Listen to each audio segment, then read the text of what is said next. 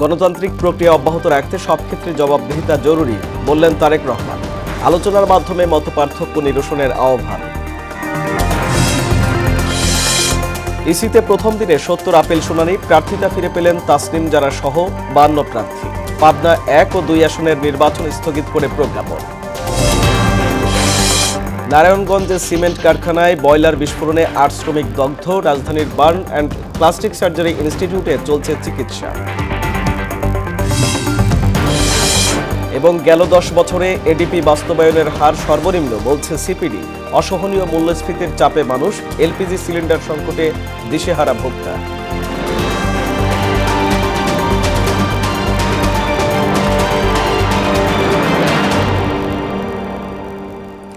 আসসালামু আলাইকুম, স্বাগত মোহনা সংবাদে। এতক্ষণ শুনছিলেন শিরোনাম, পুরো সংবাদের সঙ্গে আছি আমি আরিফুল ইসলাম। গণতান্ত্রিক প্রক্রিয়া অব্যাহত রাখার পাশাপাশি সব ক্ষেত্রে জবাবদিহিতা নিশ্চিত হলে দেশ এগিয়ে যাবে বলে মন্তব্য করেছেন বিএনপির চেয়ারম্যান তারেক রহমান।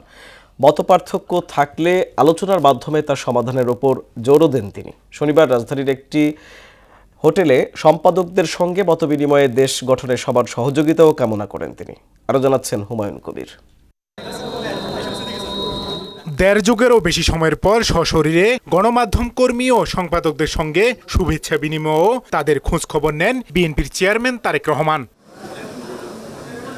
স্বদেশ প্রত্যাবর্তনের পর সংবাদকর্মীদের সঙ্গে তারেক রহমানের এই মতবিনিময় ঘিরে ছিল বেশ আলোচনা। উঠে আসে বিগত দিনে সংবাদকর্মীদের উপর নিপীড়ন, নির্যাতন এবং গণমাধ্যমের স্বাধীনতার বিষয়। আসাদ ভাইকে আমাদের মধ্যে প্রবীণতম সম্পাদক, তাকে ছাত্রলীগের গুন্ডারা অফিসে ঢুকে দাড়ি ধরে নামিয়ে পুলিশের কাছে তুলে দিয়েছে।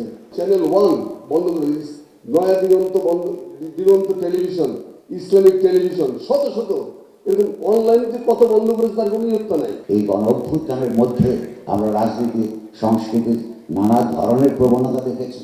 এটার মধ্যে গান বা মধ্যবর্তী রাজনৈতিক ধারা সক্রিয় ছিল। আমি মনে করি সংবাদপত্রের ভূমিকা অতীতে যে কোনো সময় চাইতে ভবিষ্যতে বেশি হবে, সিভিল সোসাইটির ভূমিকা যে কোনো সময় চাইতে ভবিষ্যতে বেশি হবে।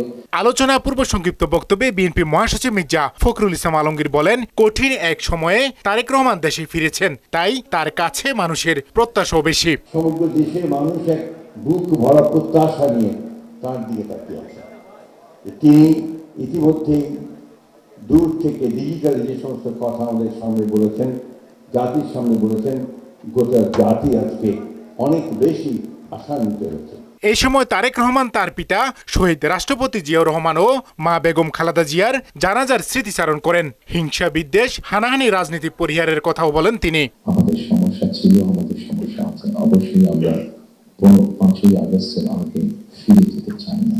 আমার এক পাশে 1981 সালের একটি জানাজা, একই সাথে আমার এক পাশে 2025 সালের 31 ডিসেম্বর একটি জানাজা, আর আমার আরেক পাশে 2024 সালের 5ই আগস্টের একটি ঘটনা। আমার মনে হয় সেটা এটি করে আমার একার জন্য নয়, যারা আমার দলের নেতা কর্মী, সদস্য এবং সামগ্রিকভাবে পুরো দেশের মানুষের সামনে বোধহয় এই দুটি উদাহরণ কোথায় সবচেয়ে বাদ বিবেচনা করার জন্য সবচেয়ে ভালো উদাহরণ। সকল ক্ষেত্রে জবাবদিহিতা নিশ্চিতের পাশাপাশি ঐক্যবদ্ধভাবে গণতান্ত্রিক প্রক্রিয়া এগিয়ে নেওয়ার আহ্বানও জানান বিএনপি চেয়ারম্যান।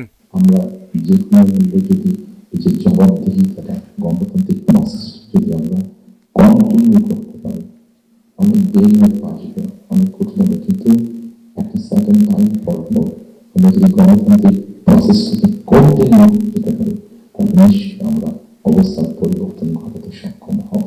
এই সময় দেশ পুনর্গঠনে গণমাধ্যম কর্মীদের দায়িত্বশীল ভূমিকা পালনের আহ্বানও জানান তারেক রহমান। আপনাদের কাছ থেকে এমন সমালোচনা আমরা পাই যাতে আমরা দেশের মানুষের যে সমস্যাগুলো আছে সেই সমস্যাগুলো যাতে আমরা সমাধান করতে সক্ষম হই। হুমায়ুন কবির, মোহনা সংবাদ, ঢাকা।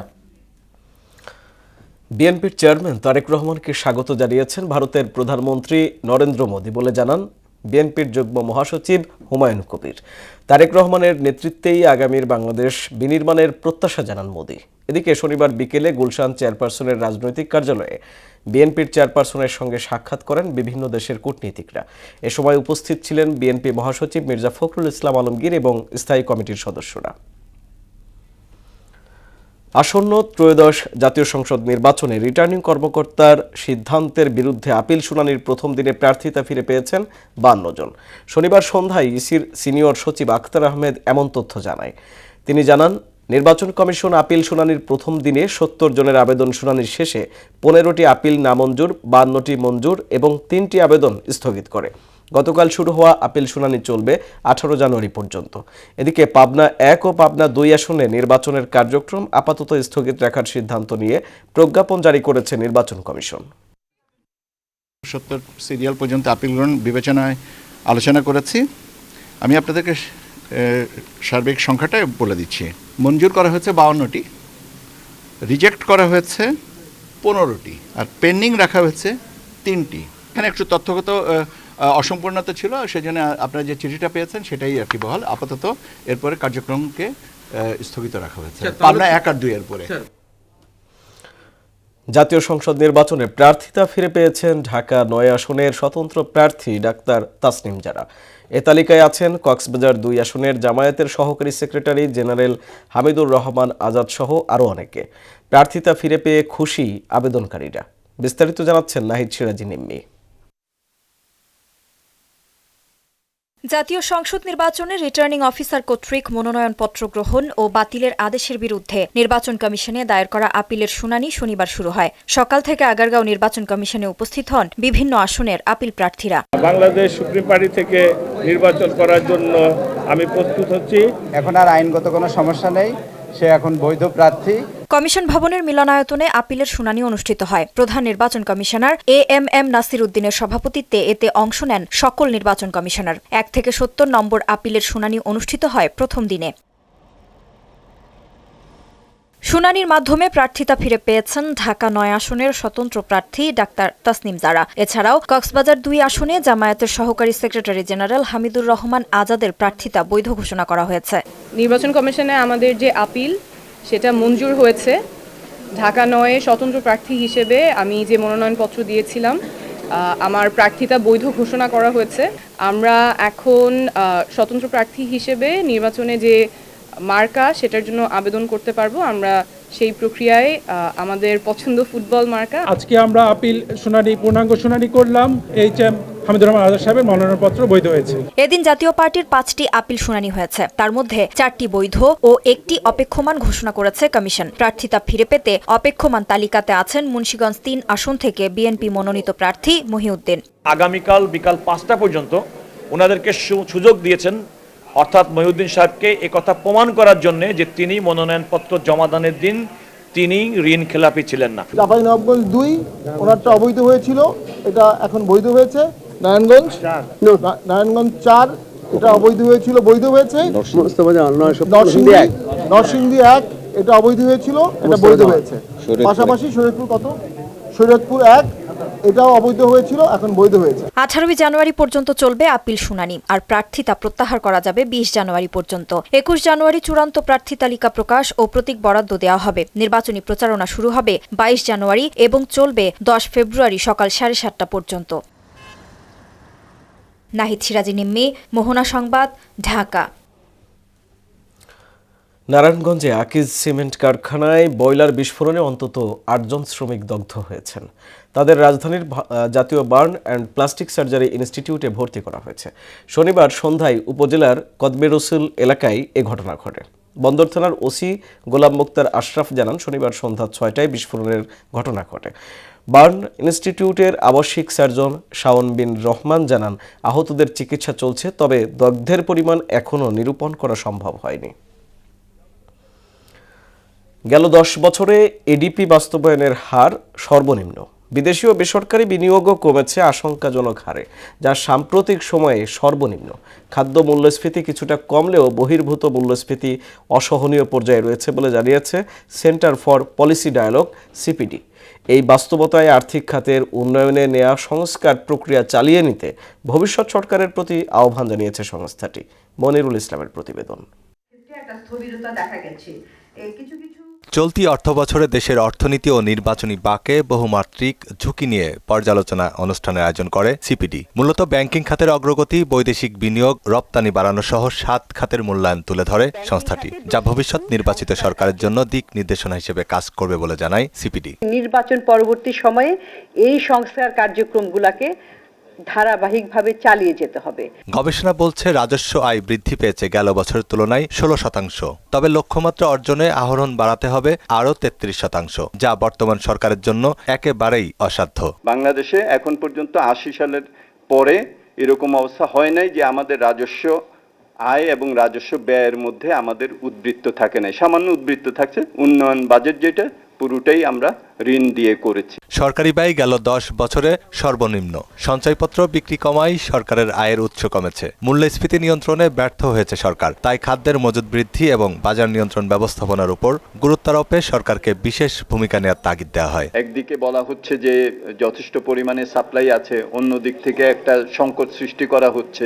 সুতরাং বাজার ব্যবস্থাপনা এটা একটা গুরুত্বপূর্ণ আমার মনে হয়। জাতীয় সৌর ছাদ কর্মসূচি দ্রুত বাস্তবায়ন, এলএনজি আমদানিতে অতিরিক্ত নির্ভরতা কমানো, দেশীয় অনুসন্ধানে জোর দেওয়া। বর্তমান সরকার এলএনজি আমদানি বাড়াতে বিভিন্ন কর ছাড় দিয়েছে। আমদানি নির্ভরতা কমানোচ্ছে বরং বাড়াতেই বেশি উদ্যোগী বর্তমান সরকার। এতে জ্বালানি নিরাপত্তা হুমকির মুখে পড়বে বলেও মনে করছে সিপিডি। জ্বালানি সংকট এবং বৈদেশিক খাতের অনিশ্চয়তা সব মিলিয়ে অর্থনৈতিক ব্যবস্থাপনায় একটা সমন্বিত এবং সাহসী সংস্কার কর্মসূচি অপরিহার্য হয়ে পড়েছে। এখন যেটি প্রয়োজন সেটি হচ্ছে যে রাজনৈতিক অঙ্গীকার, প্রাতিষ্ঠানিক সংস্কার এবং নীতিগত সিদ্ধান্ত। বাজেটে ঋণ পরিষেবা খরচ যেভাবে বাড়ছে তাতে বাংলাদেশ ঋণ বা মধ্য আয়ের ফাঁদে পড়ার আশঙ্কাও করছে সংস্থাটি। ঋণ ফাঁদের দিকে আমরা পড়ে যেতে পারি। অনেক সময় আমাদের মতো দেশ যেগুলো নাকি লো ইনকাম কান্ট্রি থেকে লোয়ার মিডল ইনকাম কান্ট্রি হয়েছে, তারা লোয়ার মিডল ইনকাম ট্র্যাপে পড়ে যায়। মনিরুল ইসলাম, মোহনা সংবাদ, ঢাকা। এলপিজি সিলিন্ডার সংকটে দিশেহারা ভোক্তা। অনেক চেষ্টায় সিলিন্ডার পাওয়া গেলেও দাম দ্বিগুণ। এদিকে পরিবহন খাতেও এলপিজি সংকট তীব্র হচ্ছে। গ্যাস পাম্পগুলোতে যানবাহনের দীর্ঘ সারি।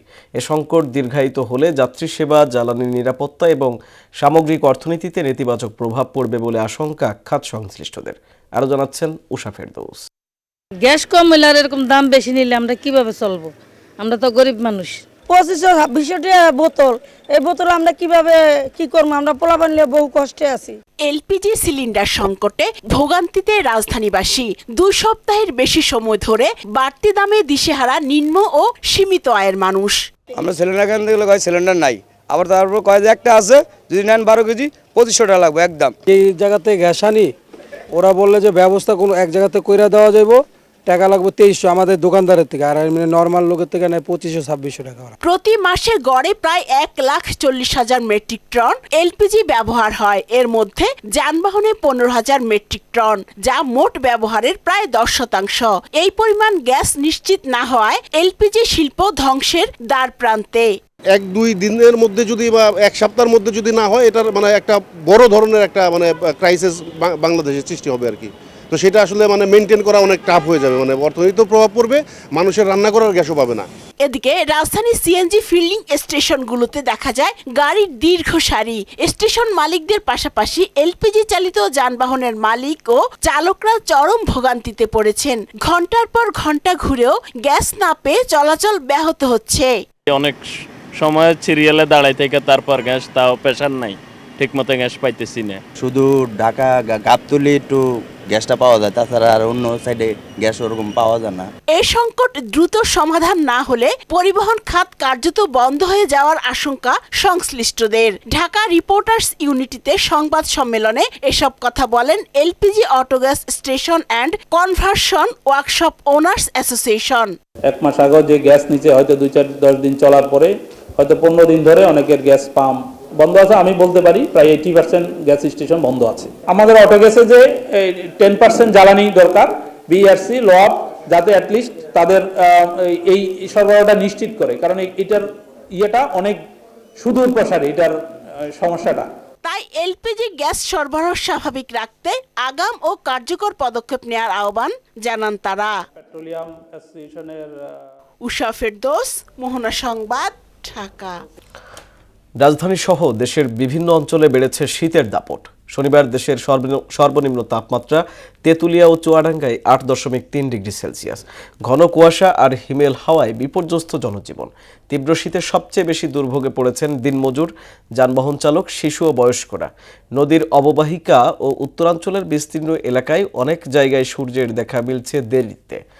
শীতজনিত রোগের প্রকোপও বৃদ্ধি পেয়েছে। এদিকে চলতি মাসেই আরও কয়েকটি শৈত্যপ্রবাহের আভাস দিয়েছে আবহাওয়া অফিস।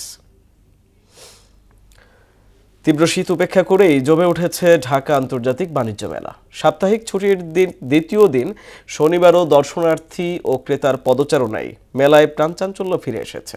সাত্তার আলী সোহেলের প্রতিবেদন, জানাচ্ছেন তাহসিন তারিন। সাপ্তাহিক ছুটিকে কেন্দ্র করে উপচে পড়া ভিড়ে মুখর হয়ে উঠেছে পূর্বাচলের বাংলাদেশ চীন মৈত্রী প্রদর্শনী কেন্দ্র। মাসব্যাপী শুরু হওয়া বাণিজ্য মেলার আজ 8ম দিন।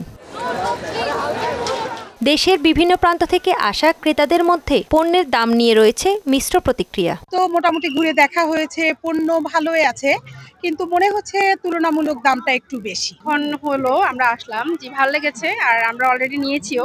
জমকালো এবারের আসরে উঠেছে দেশি বিদেশি ঐতিহ্যবাহী নানা পণ্য। আছে বিভিন্ন দেশের স্টল। এইসব স্টলে দোকানিরা স্ব দেশের ঐতিহ্যবাহী পণ্যের পসরা সাজিয়ে বসেছেন। পর্যন্ত বেচাকিনা আছে, টুকিটাকি চলে, মানে তেমন খারাপ না, মানে ভালো হইতেছে। আর এখানে কাস্টমারের ডিসকাউন্ট পাইতেছে। তো এখন ওরকম বিক্রি শুরু হয়নি আর কি, সবাই দেখতেছে, পছন্দ করবে, যেটা ভালো এটাই তো নিব কাস্টমার। পরবর্তী প্রতিবারের মতো এবারও আসছি, তা আমাদের পণ্যগুলো স্যার অনেক মানসম্মত এবং আমাদের এখানে এই গ্রেডের সব পণ্য। তীব্র শীতের দাপট কমলে দর্শনার্থীর উপস্থিতি বাড়বে বলে আশা জানান মেলার ইজারাদার। আমাদের অনলাইন প্ল্যাটফর্ম এটাকে অনেক ম্যাক্সিমাম আমরা প্রায় 5 লাখের মতো যাতে করে এট আ টাইম হিট করা যায় এই ব্যবস্থা নিয়ে আমরা নেমেছি। তো আমাদের সর্বোচ্চ যে টেকনোলজিটা ওইটাকে আমরা এবারে প্রয়োগ করতেছি। দর্শকদেরকে বলবো আপনারা সপরিবারে আসুন এবং মেলাটাকে উপভোগ করুন। দর্শনার্থীদের সুবিধার্থে এই বছর চালু করা হয়েছে ই-টিকিটিং ও কিউআর কোড স্ক্যানিং ব্যবস্থা। এছাড়া বিআরটিসি শাটল বাস ও পাঠাও রাইডে থাকছে বিশেষ ছাড় সুবিধা। তাহসিন তারিন, মোহনা সংবাদ। মুমূর্ষু রোগী থাকা সত্ত্বেও হাসপাতালের পানি ও বিদ্যুৎ সংযোগ বিচ্ছিন্ন করেছেন ভবন মালিক।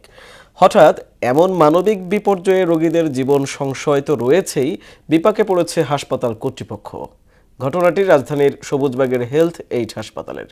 এমন গুরুতর অভিযোগ করেন প্রতিষ্ঠানটির ব্যবস্থাপনা পরিচালক ডাক্তার আসাদুজ্জামান। আর অভিযুক্ত বাড়ির মালিক এসব অভিযোগ অস্বীকার করে পুলিশের ভয় দেখান। মনিরুল ইসলামের প্রতিবেদন। সবুজবাগের এই ঘটনার কাছে হার মানবে গাজা ইসরায়েলি তাণ্ডব। অতীশ দীপঙ্কর রোডের হেলথ এইড হাসপাতালটির বাইরের অংশ যতটা না ঝলমলে, ভেতরটা ঠিক ততটাই অন্ধকার। অনুসন্ধানে জানা যায়, গেল মঙ্গলবার ভোরে হঠাৎই লিফট বন্ধ করে দেওয়া হয়। কল চাপলেও বের হচ্ছে না পানি, এদিকে বিদ্যুৎ সংযোগও বিচ্ছিন্ন। অথচ হাসপাতালের বেডে তখনও কাতরাচ্ছে অন্তত 30 রোগী। এ যেন গাজার হাসপাতালে ইসরায়েলি হামলার পুনরাবৃত্তি। বহুবার পানি বন্ধ করছে, লিফট বন্ধ করছে না, আমাদের রুগী ভোগান্তি হয়েছে। অনেক ভোগান্তি হচ্ছে, হাসপাতালের অনেক সুনাম ক্ষুণ্ণ হয়েছে, কারণ হাসপাতালটা আমরা যারা করছি স্থানীয় এবং সবাই ডাক্তার। এমন ঘটনায় অতিষ্ঠ হয়ে হাসপাতাল কর্তৃপক্ষের কাছে ব্যাখ্যা চায় রোগীরা। সংকট নিরসনে ভবন মালিক নজরুল ইসলাম চৌধুরীর কাছে লিখিত আবেদন করেন হাসপাতাল কর্তৃপক্ষ। সেখানে 2 বছরের এমন অমানবিক কাণ্ডের কথাও বলেন তারা। আবেদন করেন শান্তিপূর্ণ সমঝোতার। টোটাল দাবি দেওয়া যায় না, উনি যেটা পাওনা আছে, আমাদের যে ড্যামেজ হয়েছে সেটার ব্যাপারে আলোচনা সাপেক্ষে আমরা যত দ্রুত আমরা চলে যেতে চাচ্ছি এবং শান্তিপূর্ণভাবে। এবং এই যে উনি এটা হঠাৎ করে বন্ধ করার যে ক্ষতিটা কাটানোর জন্য চাচ্ছি। এতেও মন বিন্দুমাত্র গলেনি নিষ্ঠুর নজরুল ইসলামের। উল্টো পুলিশের ভয় দেখান। এ নিয়ে মোহনা টেলিভিশনের প্রতিবেদকের উপর চড়াও হন রোগীর পানি বিদ্যুৎ বন্ধের হোতা নজরুল।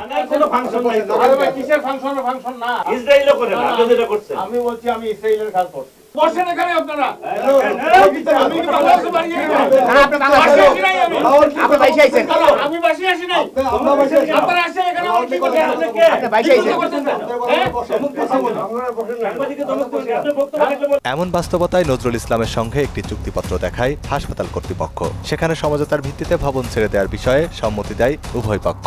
অথচ সমঝোতা নয়, বরং রাজনৈতিক প্রভাবশালী নেতা এবং পুলিশের ভয় দেখান নজরুল। তারেক রহমান সাহেব ওনার বেগম সাহেব কিন্তু আমাদের একই ইউনিয়নে বাড়ি। আচ্ছা। তো বুঝছেন? তো এখন এই ব্যাপার এগুলো বাড়াবাড়ি না করাই ভালো, কথা না বলাই ভালো। তাহলে কি আপনি তারেক রহমানের নাম ভাঙিয়ে কি আপনি ক্ষমতার অপব্যবহার করছেন? আমি বলছি তারেক রহমান সাহেবের কথা আমি বলছি না, তারেক রহমান সাহেব এবং বেগম সাহেব যে। তবে নজরুল ইসলাম সপক্ষে কোনো যুক্তি দেখাতে পারেননি, বরং ভিন্ন ভিন্ন সময় ভিন্ন ব্যাখ্যা দিচ্ছেন তিনি। এখন আমার প্রশ্নটা হচ্ছে, থানা কি স্বাস্থ্য মন্ত্রণালয় যে একটা ক্লিনিক বন্ধ করে দিতে পারে? থানা বন্ধ করবো কেন? ওনারাই তো এই হসপিটালটা ছেড়ে চলে গেছে তো।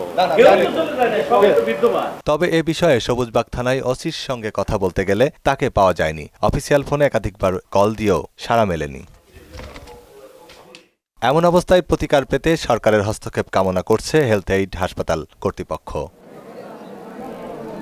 মনিরুল ইসলাম, মোহনা সংবাদ, ঢাকা।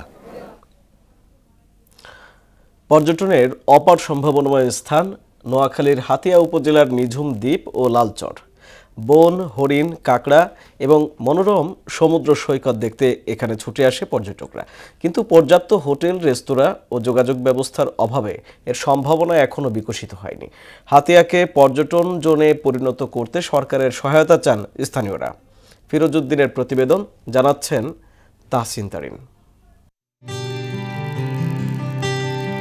নোয়াখালীর বিচ্ছিন্ন দ্বীপ হাতিয়া, যেখানে ছড়িয়ে আছে বেশ কয়েকটি দর্শনীয় স্থান। নিঝুম দ্বীপ, কাজির বাজার, কমলার দিঘি, নিমতলী সমুদ্র সৈকত, সূর্যমুখী বীচ, লালচর সৈকত, প্রতিটি স্থানই প্রকৃতিপ্রেমীদের মুগ্ধ করে। কেওড়া বনে দেখা মিলে হরিণের বিচরণ, নদীর চরে লাল কাঁকড়ার দল ও নানা প্রজাতির পাখির অভয়ারণ্য, বিশাল জলরাশি আর নীরব বনভূমি মিলিয়ে হাতিয়ার প্রাকৃতিক অপরূপ দৃশ্যে পর্যটকদের কাছে টানে। জেলার অন্যান্য ঢাকা হইতে বাংলাদেশের বিভিন্ন জেলা থেকে লোকজন বেড়াতে আসে। চিটাং থেকে আসছি, হাতিয়ায় বন দেখতে আসছি, পাশাপাশি হরিণ দেখতে আসছি। অনেক সুন্দর, এই যে মনোরম পরিবেশ, যে কোনো কারো মন ভালো হয়ে যাবে। উন্নত যোগাযোগ ব্যবস্থার সুবিধা নিশ্চিত করা গেলে এই দ্বীপ পর্যটন শিল্পে গুরুত্বপূর্ণ ভূমিকা রাখবে বলে মনে করেন স্থানীয়রা। রাস্তাঘাটের যে অবস্থাটা, এই কারণে হয়তো অনেক সংখ্যক টুরিস্ট কম আসে। ওয়াশরুমের কোনো ব্যবস্থা নেই, এজন্য আমাদের এটা যদি উদ্যোগ নেওয়া হয় তাহলে আমাদের মেয়েদের জন্য, সবার জন্য একটা সুবিধা হবে। ভালো হোটেল, পর্যটন, আসা যাওয়া এগুলো যদি ঠিকমতো করা যায় তাহলে কক্সবাজারকেও হার মানাবে হাতিয়া। দ্বীপের সড়ক যোগাযোগ উন্নয়নে প্রয়োজনীয় ব্যবস্থা নেওয়া হয়েছে বলে জানান উপজেলা নির্বাহী কর্মকর্তা। ঘাট থেকে নিঝুম দ্বীপের একদম ভিতর পর্যন্ত যে রোডটা আছে সেটা অ্যাপ্রুভড হয়ে গেছে। প্রায় ৩৯ কোটি টাকার বাজেট গ্রহণ করা হয়েছে। তাছাড়াও আপনারা জানবেন যে কমলার দিঘিতে আমাদের খুব সুন্দর একটি ইউনি ব্লকের কাজ হয়েছে।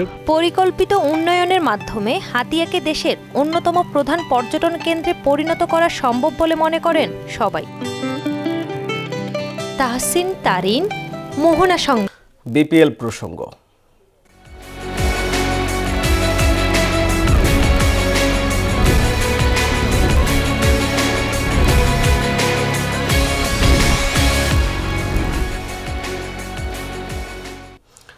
বিপিএলে আজ রাজশাহী ওয়ারিয়র্সের বিপক্ষে মাঠে নামছে রংপুর রাইডার্স। সিলেট আন্তর্জাতিক স্টেডিয়ামে ম্যাচ শুরু হবে দুপুর 1টায়।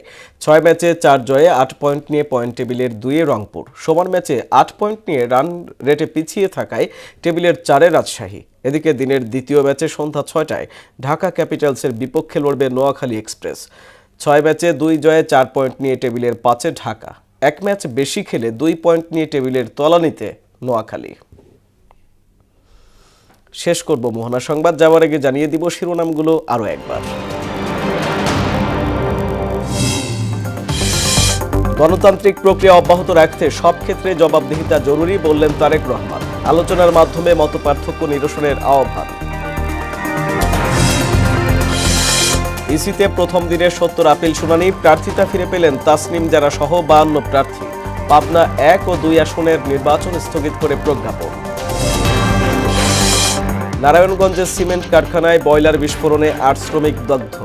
রাজধানীর বার্ন অ্যান্ড প্লাস্টিক সার্জারি ইনস্টিটিউটে চলছে চিকিৎসা। এবং গেল 10 বছরে এডিপি বাস্তবায়নের হার সর্বনিম্ন বলছে সিপিডি। অসহনীয় মূল্যস্ফীতির চাপে মানুষ, এলপিজি সিলিন্ডার সংকটে দিশেহারা ভোক্তা। এই ছিল মোহনা সংবাদে। মোহনার সবশেষ খবর জানতে ভিজিট করুন www.mohana.tv। সংবাদ দেখতে পারেন ফেসবুক, ইউটিউবেও। এতক্ষণ সঙ্গে থাকার জন্য ধন্যবাদ সবাইকে।